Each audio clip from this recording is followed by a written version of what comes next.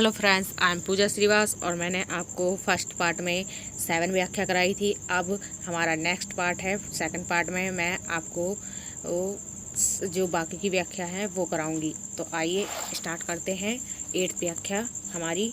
अंसड़ियाँ छाई पड़ी पंथ निहारी निहारी, जीवड़ियाँ छाला पड़िया राम पुकारी पुकारी।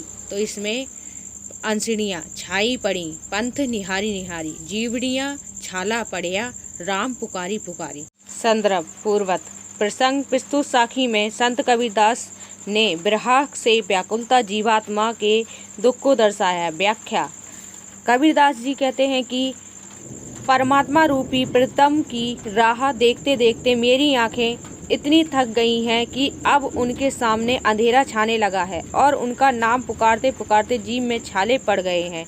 मेरी व्याकुलता दिन प्रतिदिन बढ़ती जा रही है और अभी तक परमात्मा ने मुझे दर्शन नहीं दिए।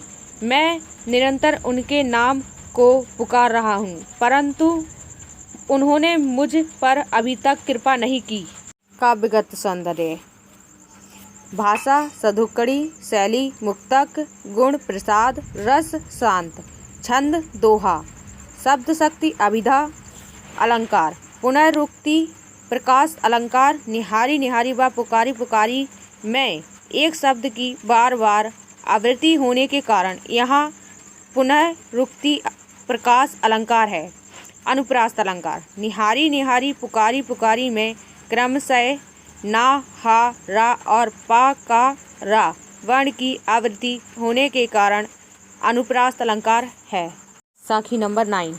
झूठे सुख को सुख कहें, मनत हैं मन मोद, जगत चावे ना, काल का कछु, मुख में कछु गोद। संदर्भ पूर्वत प्रसंग पिस्तु साखी में कबीरदास जी ने सांसारिक सुख एवं वस्तु को नश्वर बताया है। व्याख्या संत कबीरदास जी कहते हैं कि यह जीवन रूपी संसार क्षण भंगुर तथा नशावान है, लेकिन फिर भी मनुष्य भौतिक सुख साधनों के उपयोग को ही सच्चा सुख मानता है। वह मोह माया के झूठे सुख को ही सच्चा सुख मानते हुए आनंद की अनुभूति करता है। यह संपूर्ण संसार काल अर्थात मृत्यु का चवेना चना है, जिसको वह निरंतर चबाकर समाप्त कर देगा। इसने कुछ चवेना चना को अपने मुख में रखा हुआ है तथा कुछ को नष्ट करने के लिए गोद में समेटा हुआ है, अर्थात संसार को नष्ट करने का काल का यह क्रम निरंतर चला रहा है। अतः मनुष्य को भौतिक सुखों को त्याग कर ईश्वर भक्ति में सच्चा सुख अनुभव करना चाहिए। काव्यगत सौंदर्य। भाषा सधुकड़ी, शैली मुक्तक, गुण प्रसाद, रस शांत, छंद दोहा, शब्द शक्ति अभिधा, अलंकार अनुप्रास अलंकार मन मोद व काल का में क्रमशः माँ व का वर्ण की बार बार आवृत्ति होने से अनुप्रास अलंकार है। रूपक अलंकार जगत चवेना, काल का में उपमय और उपमान में समानता होने के कारण रूपक अलंकार है। साखी नंबर 10। जब मैं था तब हरि नहीं, अब हरि है मैं नहीं, सब अंधियारा मिटी गया, जब दीपक देखिया मही। संदर्भ पूर्वत प्रसंग पिस्तु साखी में कबीरदास जी ने बताया है कि अहंकार मुक्त होने पर ही मनुष्य ईश्वर को प्राप्त कर सकता है। व्याख्या संत कबीरदास जी कहते हैं कि जब मैं अपने अहंकार में डूबा हुआ था तब प्रभु को नहीं देख पा रहा था, लेकिन जब ज्ञान रूपी प्रकाश मेरे अंतर्मन में प्रकाशित हुआ तब अज्ञानता का अंधकार स्वतः ही मिट गया और ईश्वर के साथ साथ साक्षात दर्शन हो गए। ज्ञान रूपी दीपक के प्रकाश ने अंधकार रूपी अज्ञानता को मिटा दिया तथा अहंकार को दूर हटाकर मेरे हृदय में ज्ञान का आलोचक भर दिया। अतः परमात्मा से मिलन के लिए यह आवश्यक है कि हम अंधकार रूपी अज्ञान एवं अहंकार को नष्ट कर दें। काव्यगत सौंदर्य। भाषा सतकड़ी, शैली मुक्तक, गुण प्रसाद, रस शांत, छंद, दोहा, शब्द शक्ति, लक्षणा एवं व्यंजना। अलंकार। श्लेष्म अलंकार। अंधियारा का अर्थ अंधकार व अज्ञान तथा दीपक का अर्थ प्रकाश व ज्ञान होने से श्लेष्म अलंकार, क्योंकि यहाँ एक शब्द एक बार ही प्रयुक्त किया गया है, परंतु उसके अर्थ एक से अधिक है। अनुप्रास अलंकार। दीपक देखिया में दा वर्ण की आवृत्ति होने से अनुप्रास अलंकार है।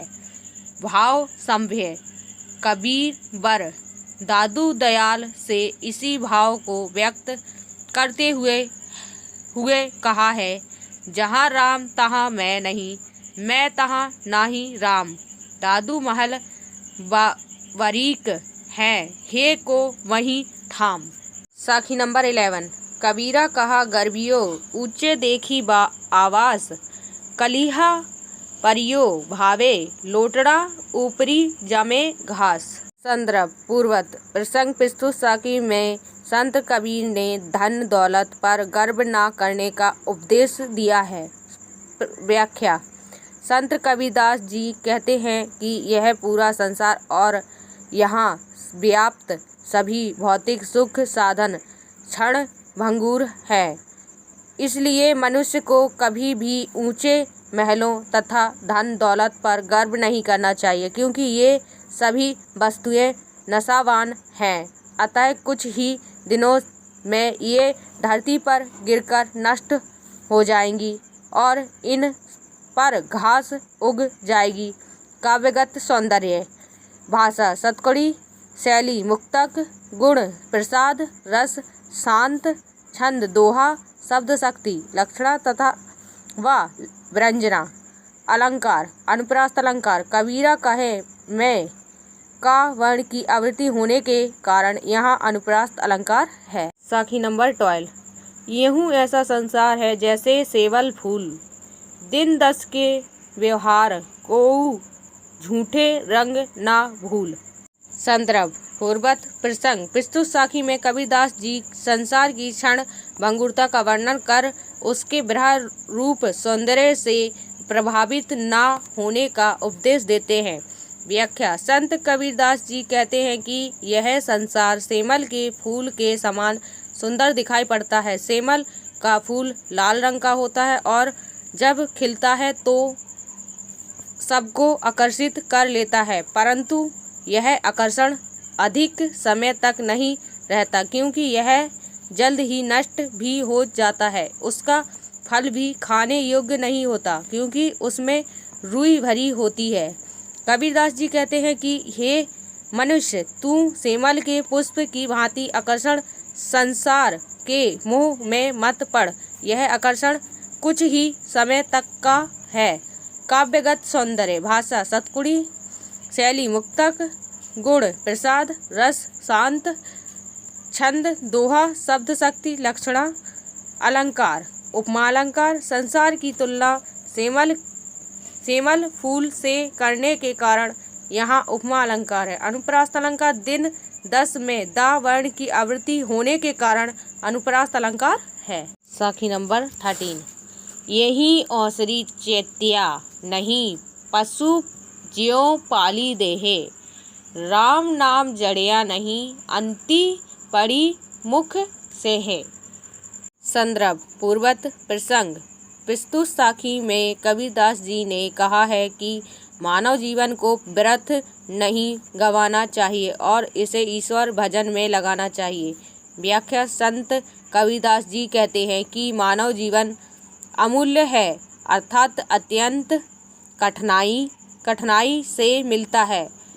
इस जीवन की प्राप्ति मनुष्य के लिए एक अवसर, अतः मनुष्य को इस जीवन का महत्व समझना चाहिए तथा अपना मन प्रभु स्मरण में लगाना चाहिए। यदि हम अज्ञानी बने रहे तो पशु की भांति भौतिक आवश्यकताओं की पूर्ति में लगे रहेंगे और अंत में प्रभु भक्ति के बिना मनुष्य के मुंह में धूल ही पड़ेगी, अर्थात उसे सब धिक्कारेंगे। अतः परमात्मा का स्मरण ही मनुष्य का प्रथम कर्तव्य है और इसी से वह मोक्ष की प्राप्ति कर सकता है।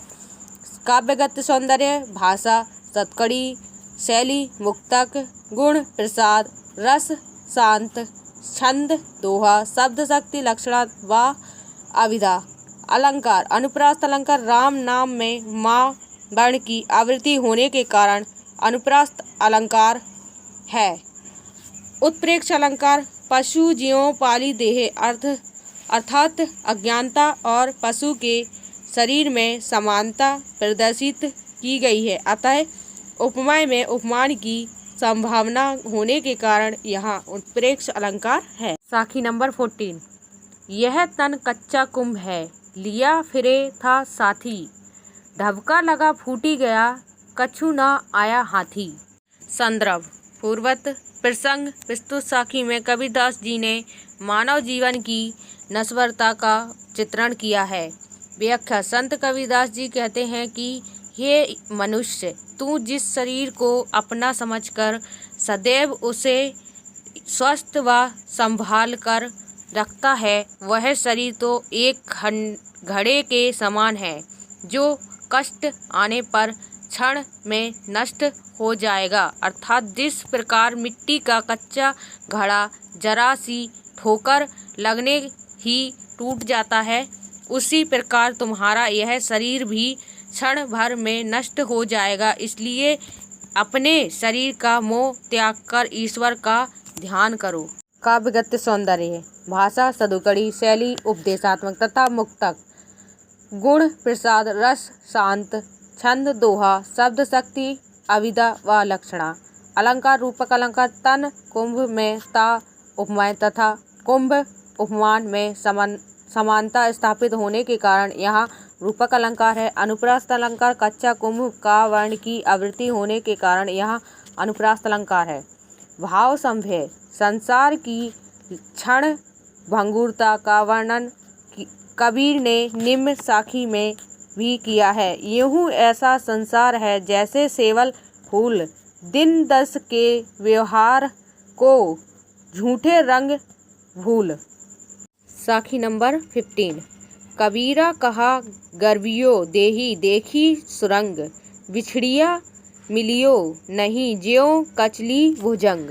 संदर्भ, पूर्वत प्रसंग प्रस्तुत साखी में कबीरदास जी ने मनुष्य को अपने शरीर पर गर्व न करने का उपदेश दिया है। व्याख्या, संत कबीरदास जी कहते हैं कि हे जीव, तू व्यर्थ ही इस शरीर की सुंदरता पर गर्व करता है।